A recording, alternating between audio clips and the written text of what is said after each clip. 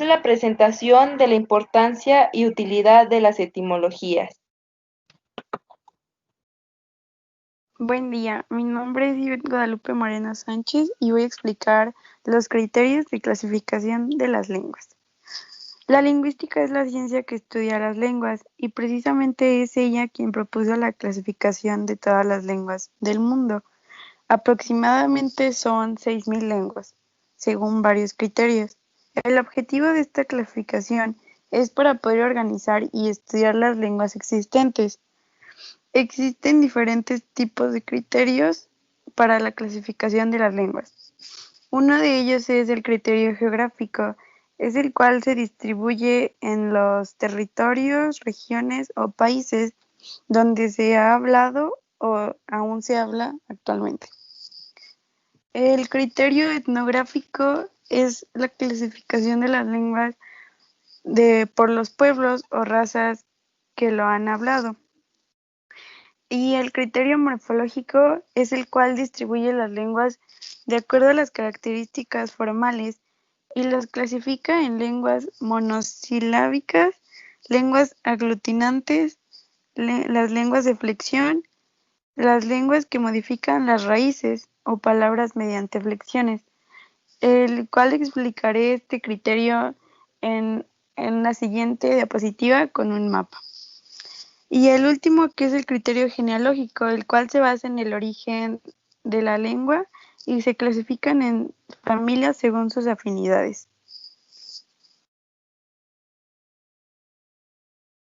Aquí pueden ver que sale un mapa sobre las lenguas que se clasifica en dos, morfológica y genealógica, que la morfológica tiene tres, que la primera es monosilábicas, es la raíz sin cambios del origen chino. Las aglutinantes, que son la yuxtaposición de palabras de origen japonés. Y la última, que son las flexivas, raíces y morfemas de la palabra. Las flexivas se clasifican en dos tipos. El primero es analíticas y el segundo es sintéticas. Y el segunda clasificación de las lenguas es la genealógica, que se divide en una que es principales familias lingüísticas.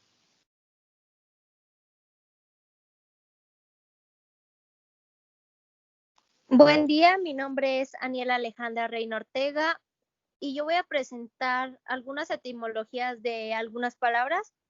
La primera es educar, del latín educare, proviene de educere, que se divide en ex, fuera de, y ducere, que es guiar o conducir.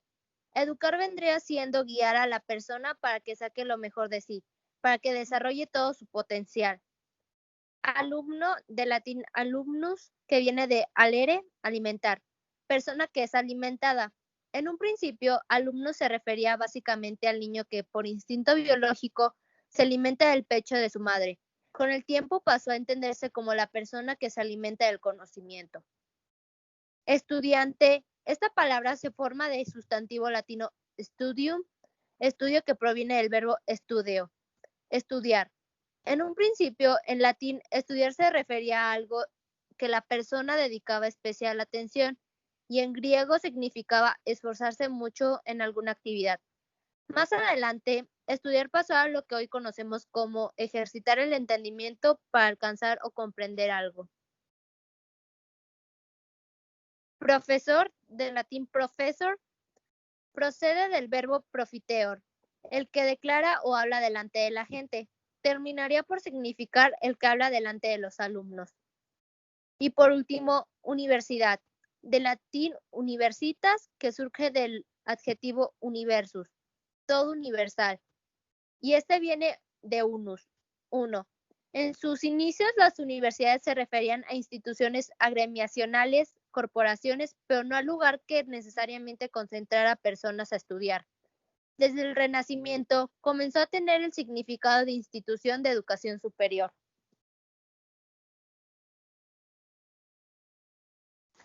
Buen día, mi nombre es Fátima Cassandra y voy a presentar lo que es el latín culto y el latín vulgar. Las diferencias se pueden clasificar en 4. La primera, diferencias de uso. Segunda, diferencias de vocabulario lexicológicas, morfológicas y sintáctico. La tercera, diferencias fonéticas. Y la cuarta, diferencias de construcción gramatical. La primera, diferencias de uso. Latín culto. Se utilizaba principalmente para escribir. De hecho, es la lengua con la que se hicieron aquellos textos que hoy en día conocemos como clásicos. Además, era hablado solo por la realeza. En cuanto a su forma y estructura, era rígida y cerrada al cambio. Latín vulgar o discurso plebeyo. Por decirlo de algún modo, era la lengua del pueblo, de los comerciantes y de los soldados. Era fundamentalmente el mismo lenguaje, pero hablado y casi no se escribía. 2. Diferencias de vocabulario o lexicológicas, morfológicas y sintáctico. El latín vulgar tenía un vocabulario muy reducido. Tomó palabras ordinarias del latín culto y se dio los siguientes fenómenos. Reducción de significados. Morfológico. Triunfó la tendencia analítica, es decir, el afán de expresar con rodeos y en varias palabras lo que el latín clásico expresaba sintéticamente.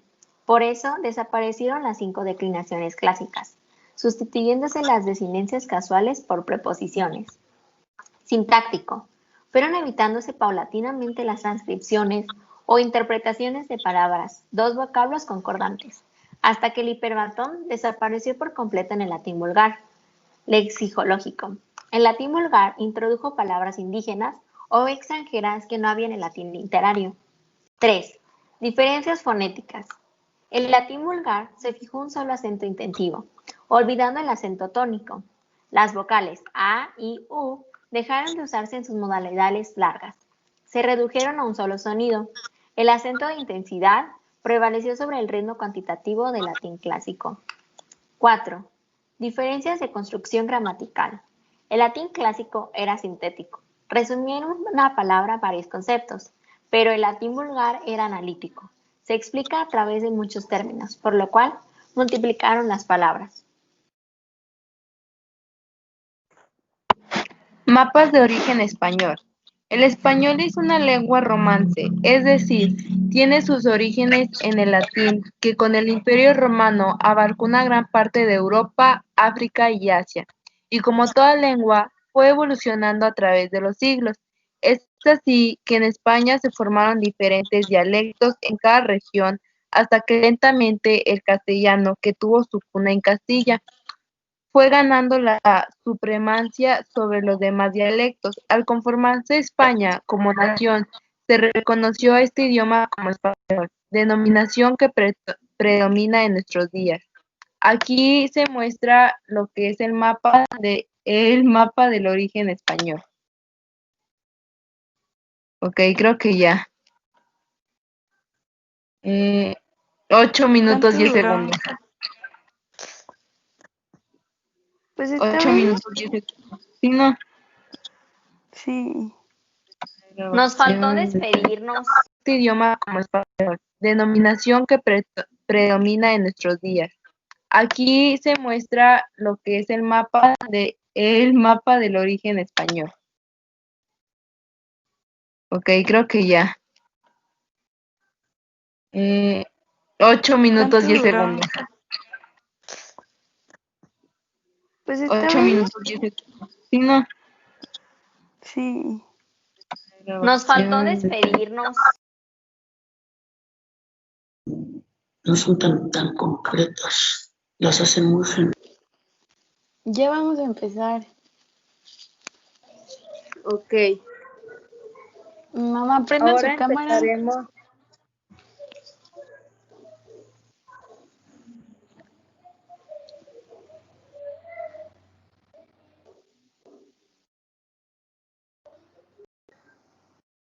Ok, ¿están listas? Ok, ahora empezaremos con la entrevista. Primer pregunta, por favor.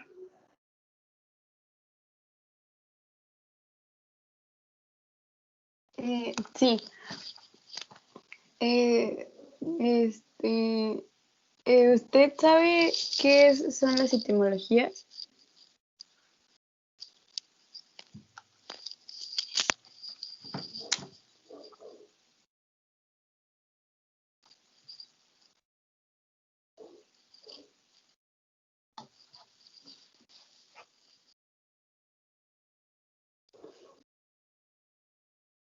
¿Se pueden acercar más al micro, un poco más alto?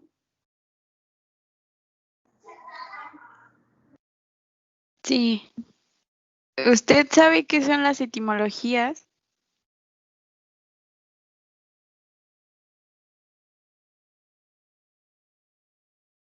Está apagado su micrófono.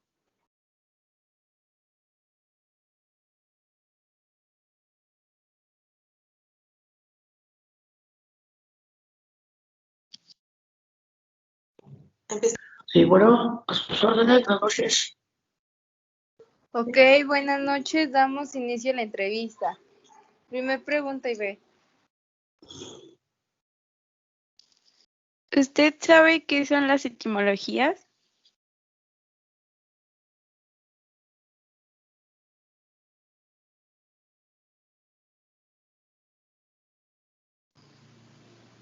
Está silenciado. Que si tú sabes qué son las etimologías. Que si tú sabes qué son las etimologías. A ver, buenas noches. ¿Se me puede repetir la pregunta un poquito más fuerte para escucharla? Buenas noches. ¿Usted sabe qué son las etimologías?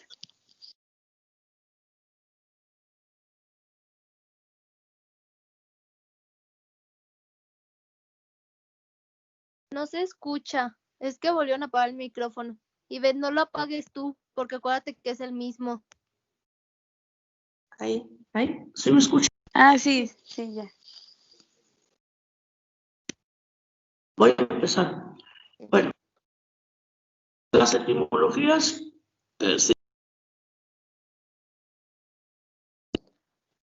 el origen del significado de las palabras. ¿Sí? Muchas de las palabras que nosotros utilizamos en el español tienen un origen latino, o tienen un origen griego, o tienen un origen anglosajón, o tienen un origen árabe.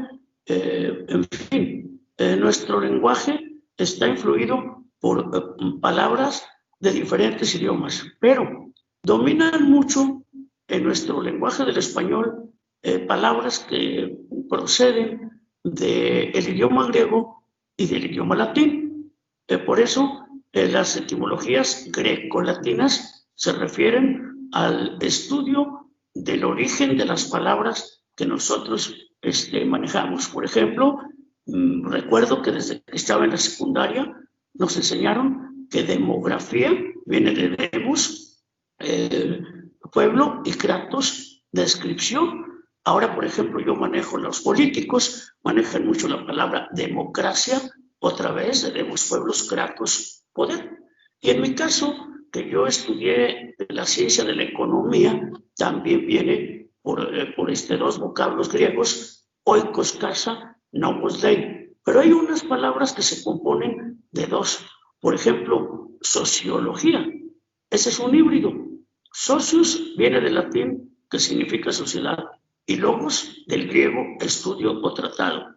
De tal manera que entonces, para nosotros, si queremos manejar e interpretar muy bien el lenguaje, tenemos que entender el origen de la composición de las palabras. A eso creo que se refiere el estudio de las etimologías. Bueno, ¿y usted cuál cree que sea la importancia de que sepamos las etimologías de las palabras?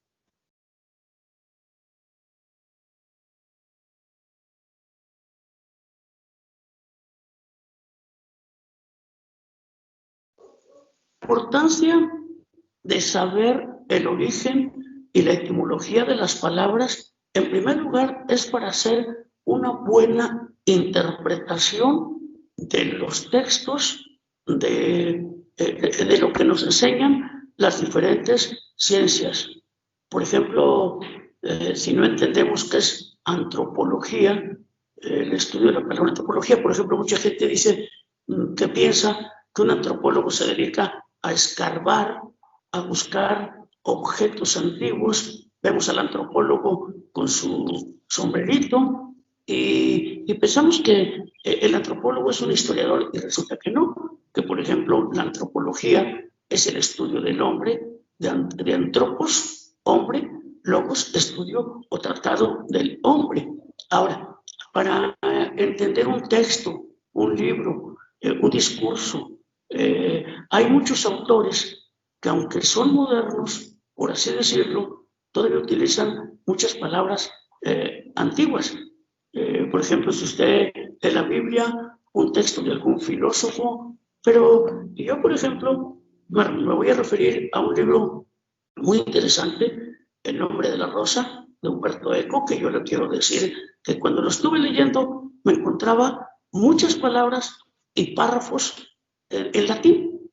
Entonces, pues me lo saltaba porque no les entendía, porque cuando estuve en la preparatoria no aprendí bien el latín y entonces pues me saltaba todos esos párrafos de latín. Está uno leyendo o la filosofía de Platón o la filosofía de Aristóteles, de cualquier filósofo, y vienen palabras como endemoia,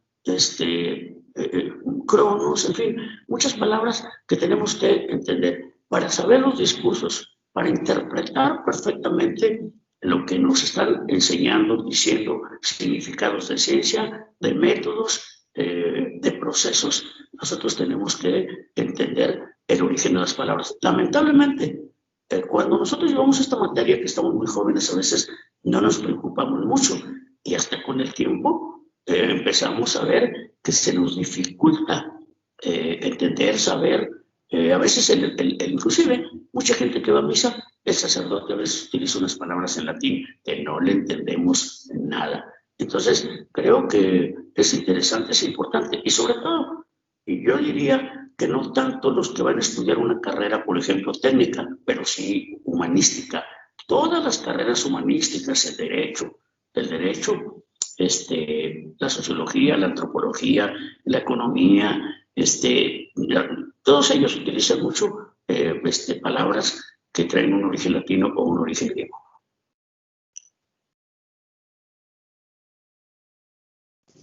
Ok, ahora otra pregunta. ¿Usted sabe cuál es la utilidad de las etimologías? Que si tú sabes cuál es la utilidad de las etimologías. Sí. Bueno, la utilidad de saber, de estudiar, de comprender las etimologías es porque en los tiempos actuales hay mucha competitividad o mucha competencia en el desempeño profesional. El mundo está muy globalizado y muchos jóvenes o que están estudiando una carrera profesional o que se están preparando a nivel bachillerato o preparatoria para una carrera profesional no saben dónde van a trabajar, no saben dónde van a estar. Muchos se imaginan, me voy a quedar en Matehuala, me voy a quedar en San Luis Potosí, pero no saben que pueden andar después en Europa, en otros países trabajando, en empresas que inclusive manejan distintos idiomas. ¿Se imagina usted que, por ejemplo, de todas las personas que trabajan en Google, por ejemplo, manejan 87 idiomas diferentes, lenguajes distintos? Y entonces tienen que aprender el origen de las palabras en primer lugar, porque no saben dónde van a trabajar, cuál va a ser su campo de trabajo, si de traductoras. Por ejemplo, hay un lenguaje universal en la informática y en la computación, sí, pero cada país también tiene sus propios símbolos, sus propias claves para poder entenderlos. Son útiles en la medida que uno vaya a desarrollar, sobre todo, el lenguaje.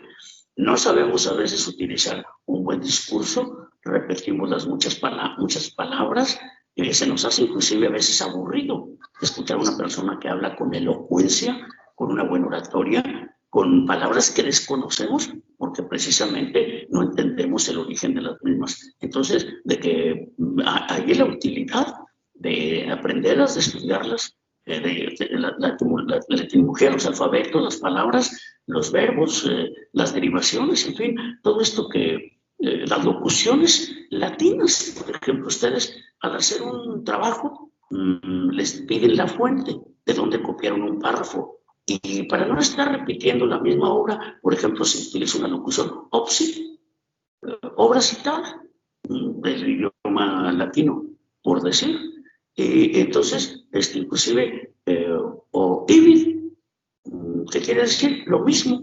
O sea, ya para no estar citando el mismo autor, el título del libro, la página, etcétera, simplemente se utilizan locuciones latinas también, que por cierto son bastantes, muy extendidas, que la mayoría pues no las conocemos.